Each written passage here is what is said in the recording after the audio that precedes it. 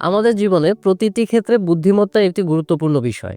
পড়াশোনা, কাজ, সম্পর্ক কিংবা দৈনন্দিন সমস্যার সমাধান সব ক্ষেত্রেই বুদ্ধিমত্তার প্রয়োজন। মনোবিজ্ঞানীরা গবেষণা করে দেখেছেন কিছু নির্দিষ্ট কৌশল মেনে চললে মানুষের বুদ্ধিমত্তা বৃদ্ধি করা সম্ভব। যেমন ব্যায়াম, পুষ্টিকর খাবার, বেশি বেশি বই পড়া, পাজল খেলা, ভালো ঘুম, মেডিটেশন ইত্যাদি। আজকের ভিডিওতে আমরা জানব কিভাবে বুদ্ধিমত্তা বাড়ানো যায়, কোন খাবারগুলো মস্তিষ্কের জন্য ভালো, কি অভ্যাসগুলো আমাদের মস্তিষ্ককে কার্যকর রাখে এবং কোন বিষয়গুলো এড়ানো উচিত।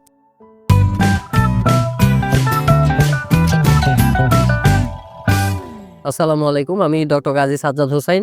স্বাগতম জানাচ্ছি আমার আজকের ভিডিওতে। আজকের আলোচনার বিষয় কিভাবে বাড়াবেন বুদ্ধিমত্তা। বুদ্ধি শুধু পড়াশোনার জন্য নয়, বরং পুরো জীবনকে পরিচালিত করার জন্য অপরিহার্য। অনেকেই মনে করেন বুদ্ধিমত্তা জন্মগত, কিন্তু গবেষণা বলছে সঠিক অভ্যাস ও নিয়মিত চর্চার মাধ্যমে যে কেউ নিজের বুদ্ধিমত্তাকে আরো উন্নত করতে পারে।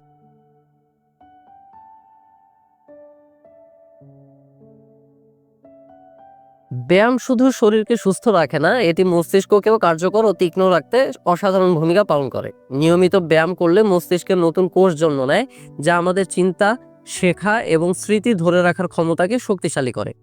বৈজ্ঞানিকভাবে প্রমাণিত যে প্রতিদিন ব্যায়ামের ফলে এন্ডরফিন নামক একটি বিশেষ কেমিক্যাল নিঃসৃত হয়। এই এন্ডরফিন আমাদের মেজাজ ভালো রাখে, উদ্বেগ ও আশঙ্কা দূর করে এবং সারাদিন মনকে প্রাণবন্ত রাখে। তাই শুধু তাই নয়, ব্যায়ামের মাধ্যমে মস্তিষ্কে রক্ত সঞ্চালন বাড়ে এবং পর্যাপ্ত অক্সিজেন সরবরাহ হয়। অক্সিজেন পেয়ে মস্তিষ্কের নিউরো ডিজেনারেটিভ ফ্যাক্টরগুলো সক্রিয় থাকে, যা মস্তিষ্কের কোষে নতুন শাখা তৈরি করে। এর ফলে মস্তিষ্ক আরও শক্তিশালী হয় এবং তথ্য গ্রহণ ও প্রক্রিয়াজাত করার ক্ষমতা বাড়ে। এছাড়াও ব্যায়াম অ্যালজাইমার্স ডিজিজ প্রতিরোধ করতে গুরুত্বপূর্ণ ভূমিকা পালন করে। একই সঙ্গে এটি শরীরের রোগ প্রতিরোধ ক্ষমতা উন্নত করে, ফলে শরীরই নয়, মানসিক স্বাস্থ্যও সুরক্ষিত থাকে। গবেষণায় দেখা গেছে নিয়মিত ব্যায়াম মস্তিষ্কের স্মৃতি ও শেখার ক্ষমতাকে বাড়িয়ে দেয়। উদাহরণস্বরূপ, দৌড়ানো বা জগিংয়ের মতো কন্ডিশনিং এক্সারসাইজ করলে আইকিউ পর্যন্ত বৃদ্ধি পেতে পারে। মস্তিষ্কের গুরুত্বপূর্ণ অংশ হিপোক্যাম্পাস এ নতুন কোষ জন্ম নেয়, যা সরাসরি শেখার ক্ষমতা ও স্মৃতিশক্তি বাড়াতে সহায়তা করে। এর মানে হলো, ব্যায়াম করলে শুধু শরীর নয়, চিন্তার ধারালো ক্ষমতা ও নতুন কিছু শেখার দক্ষতাও বাড়ে। তাই বলা যায় ব্যায়াম হলো এক প্রকার ব্রেইন ফুয়েল। শরীর ও মনের জন্য এটি একই সঙ্গে কার্যকর। প্রতিদিন অন্তত 30 মিনিট সময় ব্যায়ামের জন্য রাখুন। সকালে হাঁটা, দৌড়ানো, জগিং কিংবা যে কোনো ফিজিক্যাল অ্যাক্টিভিটি হোক না কেন, নিয়মিত এই অভ্যাস মস্তিষ্ককে আরও সক্রিয়, সতেজ এবং শক্তিশালী করে তুলবে।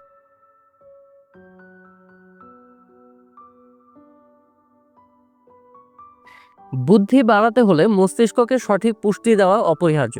আমাদের মস্তিষ্ক প্রতিনিয়ত কাজ করে যাচ্ছে, তাই এর কার্যক্ষমতা ধরে রাখতে হলে দরকার এমন খাবার যা সরাসরি ব্রেন সেলকে সক্রিয় রাখে। গবেষণা বলছে খাদ্যাভ্যাসের সঙ্গে মস্তিষ্কের ক্ষমতা সরাসরি সম্পর্ক রয়েছে। সঠিক খাবার খেলে মনোযোগ, স্মৃতিশক্তি ও শেখার ক্ষমতা বাড়ে, আর ভুল খাবার খেলে একাগ্রতা ও চিন্তার ক্ষমতা দুর্বল হয়ে পড়ে। প্রথমেই আসি মাছের কথায়। তৈলাক্ত মাছ যেমন স্যামন, ম্যাকারেল, টুনা বা সার্ডিনে প্রচুর পরিমাণে ফ্যাটি অ্যাসিড থাকে।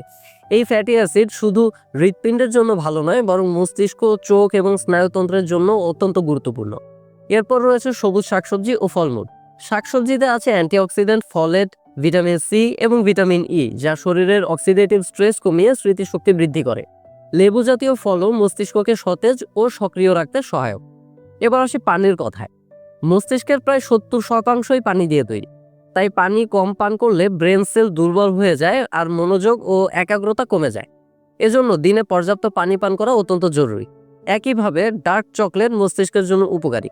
এতে থাকা ক্যাফেইন ব্রেনকে উদ্দীপ্ত করে, নতুন নিউরন তৈরি করতে সহায়তা করে, শেখার ক্ষমতা উন্নত করে এবং মুড ভালো রাখে। ড্রাই ফ্রুটসও মস্তিষ্কের জ্বালানি হিসেবে কাজ করে। এগুলো প্রোটিন, ফ্যাট ও কার্বোহাইড্রেট সরবরাহ করে, যা ব্রেন সেলকে শক্তি দেয়। বিশেষ করে ভিটামিন বি সমৃদ্ধ খাবার খুবই উপকারী। যেমন মাশরুমে আছে ভিটামিন বি2 ও বি12, যা স্মৃতিশক্তি বাড়ায়, গাবা নামক রাসায়নিক পদার্থ তৈরি করে এবং মস্তিষ্ককে ঠান্ডা রাখে। এছাড়া মস্তিষ্কের সঠিক কার্যকারিতা বজায় রাখতে প্রায় 10% গ্লুকোজের প্রয়োজন হয়। এজন্য নিয়মিত ও পর্যাপ্ত খাবার খাওয়া জরুরি। তবে অতিরিক্ত চিনি জাতীয় খাবার খাওয়া ঠিক নয়, কারণ তা শরীরে ইনসুলিন হ্রাস ঘটিয়ে বিষক্রিয়া তৈরি করে। তাই সঠিক পরিমাণে পুষ্টিকর খাবারই হতে পারে বুদ্ধি বাড়ানোর অন্যতম সহজ উপায়।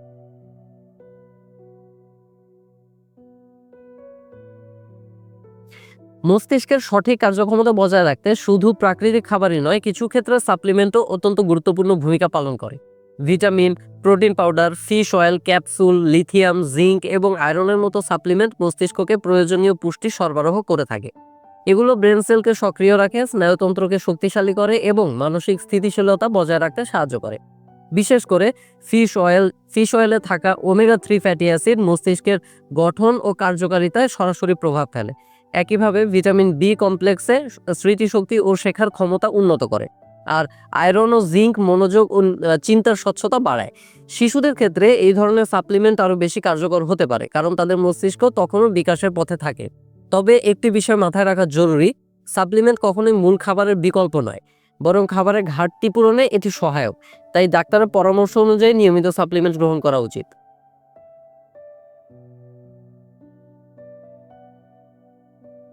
বই পড়া শুধু একটি শখ নয়, বরং এটি মস্তিষ্ককে সচল রাখার অন্যতম একটি কার্যকরী উপায়। প্রতিবার আমরা যখন কোনো বই হাতে নিই, তখন মস্তিষ্ক সক্রিয়ভাবে তথ্য প্রক্রিয়াজাত করতে শুরু করে। পড়ার সময় আমাদের মনোযোগ বাড়ে, কল্পনা শক্তি প্রসারিত হয় এবং চিন্তার পরিধি আরও বিস্তৃত হয়। গবেষণা বলছে, নিয়মিত বই পড়ার মাধ্যমে মস্তিষ্কে নতুন স্নায়ুকোষ তৈরি হয়। এর ফলে শেখার ক্ষমতা উন্নত হয়, দীর্ঘমেয়াদী স্মৃতিশক্তি শক্তিশালী হয় এবং চিন্তার স্বচ্ছতা বাড়ে। এছাড়াও বই আমাদের জ্ঞানকে বহুমাত্রিক করে তোলে। ভিন্ন ভিন্ন ধরনের বই পড়লে আমরা আবার বিভিন্ন বিষয়ে নতুন তথ্য পাই, যা দৈনন্দিন জীবনের সমস্যার সমাধানে সহায়ক হয়ে যায়। বই পড়া মস্তিষ্কের বিকল্প পথ বা নিউরাল কানেকশন খুলে দেয়, ফলে এক বিষয়ে চিন্তা আটকে না থেকে ভিন্নভাবে ভাবার অভ্যাস গড়ে ওঠে। এভাবে বোঝার ক্ষমতা বাড়ে এবং জটিল বিষয়গুলো সহজে উপলব্ধি করা সম্ভব হয়।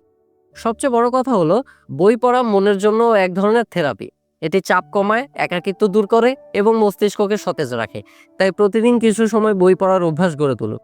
জ্ঞান বাড়ানোর পাশাপাশি এটি বুদ্ধি বাড়ানোর অন্যতম সহজ ও সাশ্রয়ী উপায়।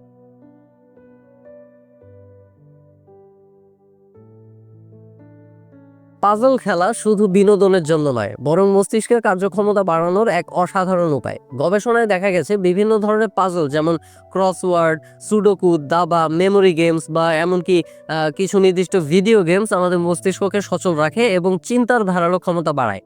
এসব খেলা খেললে ব্রেন সেলের কার্যক্রম সক্রিয় হয়, নতুন স্নায়ুকোষ তৈরি হয় এবং বিদ্যমান নিউরাল কানেকশন আরও স্ট্রং হয়।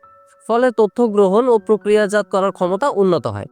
পাজল বা লজিক্যাল গেমস মস্তিষ্ককে চ্যালেঞ্জ জানায়, যার ফলে সমস্যা সমাধানের দক্ষতা বেড়ে ওঠে। বিশেষ করে দাবা বা সুডোকুর মতো গেমস ধৈর্য, মনোযোগ ও কৌশল নির্ধারণের ক্ষমতা বৃদ্ধি করে। অন্যদিকে মেমোরি গেমস দীর্ঘমেয়াদী ও স্বল্পমেয়াদী স্মৃতিশক্তি উন্নত করে, যা দৈনন্দিন কার্যক্রমেও সহায়ক। ভিডিও গেমস অনেক সময় সমালোচিত হলেও সঠিক ধরনের গেম খেললে হাত চোখের সমন্বয়, দ্রুত সিদ্ধান্ত নেওয়া এবং রিঅ্যাকশনের গতি বাড়ে। সবচেয়ে বড় কথা, এসব খেলা মস্তিষ্ককে আনন্দ দেয় এবং স্ট্রেস কমায়। প্রতিদিন অল্প সময় হলেও পাজল বা মানসিক খেলার অভ্যাস গড়ে তুললে বুদ্ধি তীক্ষ্ণ হয় এবং মস্তিষ্ক দীর্ঘ সময় সুস্থ থাকে। তাই অবসর সময়ে মোবাইল বা টিভিতে সময় নষ্ট না করে কিছুটা সময় মস্তিষ্ককে চ্যালেঞ্জিং খেলায় ব্যয় করুন।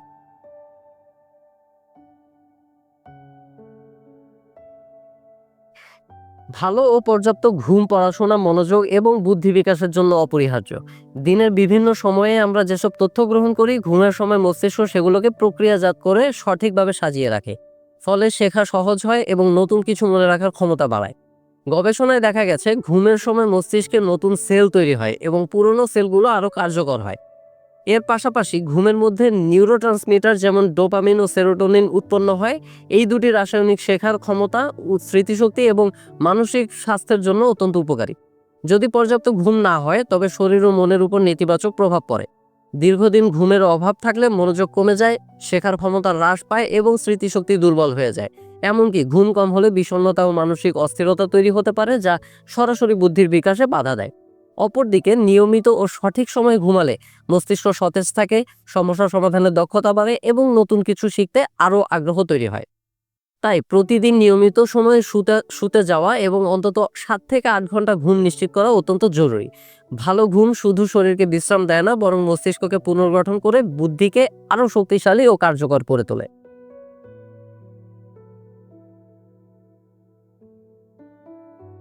মেডিটেশন হলো মনকে শান্ত রাখার এবং মানসিক চাপ দূর করার অন্যতম কার্যকর কৌশল।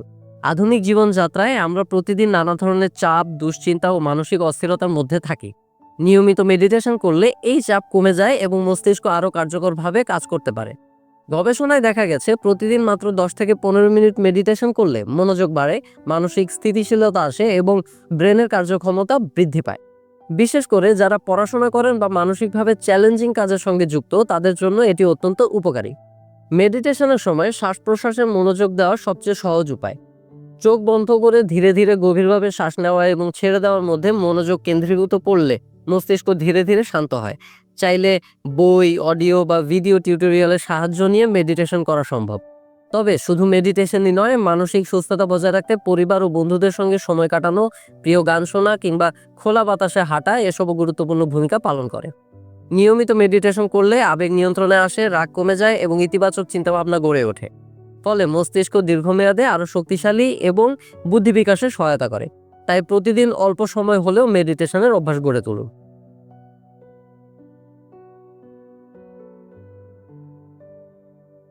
বুদ্ধি বাড়াতে যেমন কিছু ভালো অভ্যাস জরুরি, তেমন কিছু খারাপ অভ্যাস রয়েছে যেগুলো এড়িয়ে চলা উচিত।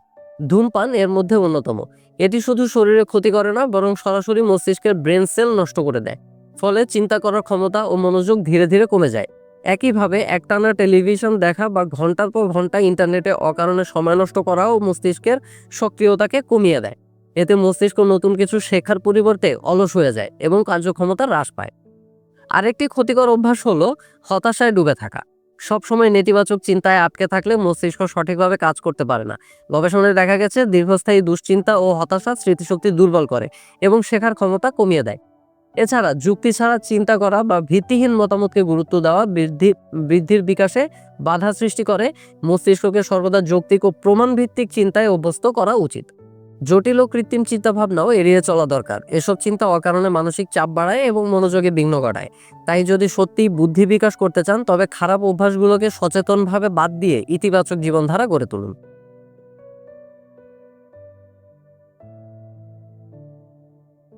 আমেরিকান মনোবিজ্ঞানী হাওয়ার্ড গার্ডনারের মতে মানুষের বুদ্ধি একরকম নয়, বরং নানাভাবে প্রকাশ পায়। তিনি মানুষের বুদ্ধিকে 9টি ভাগে ভাগ করেছেন। প্রথমটি হলো ভাষাগত বুদ্ধি, যা কথা বলা, লেখা এবং শব্দের মাধ্যমে নিজেকে প্রকাশ করার ক্ষমতার সঙ্গে সম্পর্কিত। দ্বিতীয়টি হলো সঙ্গীত সম্পর্কিত বুদ্ধি, যেখানে সুর, তাল ও সঙ্গীত বোঝার ক্ষমতা কাজ করে। তৃতীয়টি হলো যুক্তি, গাণিতিক বুদ্ধি, যা বিশ্লেষণ, গণনা ও সমস্যা সমাধানের ক্ষেত্রে বিশেষভাবে গুরুত্বপূর্ণ। 4 নম্বরটি হলো আধ্যাত্মিক বুদ্ধি, যা মানুষকে গভীরভাবে চিন্তা করতে, আত্মজ্ঞান অর্জন করতে ও জীবনের অর্থ খুঁজতে সাহায্য করে। 5 নম্বরটি হলো ইন্টারপার্সোনাল বুদ্ধি, অর্থাৎ অন্য মানুষের সঙ্গে সম্পর্ক গড়ে তোলার দক্ষতা। ষষ্ঠটি হলো ইন্ট্রাপার্সোনাল বুদ্ধি, যা নিজেকে বোঝা এবং নিজের অনুভূতি নিয়ন্ত্রণ করার ক্ষমতার সঙ্গে যুক্ত। 7 নম্বরটি হলো প্রাকৃতিক বা ভৌগোলিক বুদ্ধি, যা প্রকৃতি ও পরিবেশকে বোঝা এবং বিশ্লেষণ করার ক্ষমতা দেয়। 8 নম্বরটি হলো স্থান বা বস্তু সম্পর্কিত বুদ্ধি, যেমন ছবি আঁকা, ডিজাইন করা বা ত্রিমাত্রিক চিন্তা করার দক্ষতা। আর সর্বশেষ হলো শারীরিক বুদ্ধি, যা শরীরের চলন, ক্রীড়া বা নৃত্যের মতো কাজে প্রতিফলিত হয়।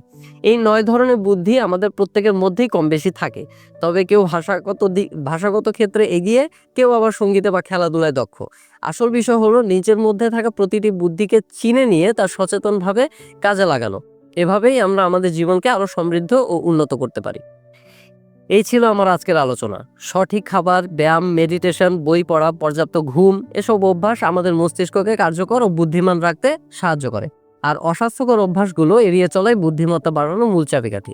যদি ভিডিওটি উপকারে আসে তাহলে লাইক দিন, প্রিয়জনদের সঙ্গে শেয়ার করুন। স্বাস্থ্য ও লাইফস্টাইল নিয়ে আরও ভিডিও পেতে আমার সঙ্গে থাকুন।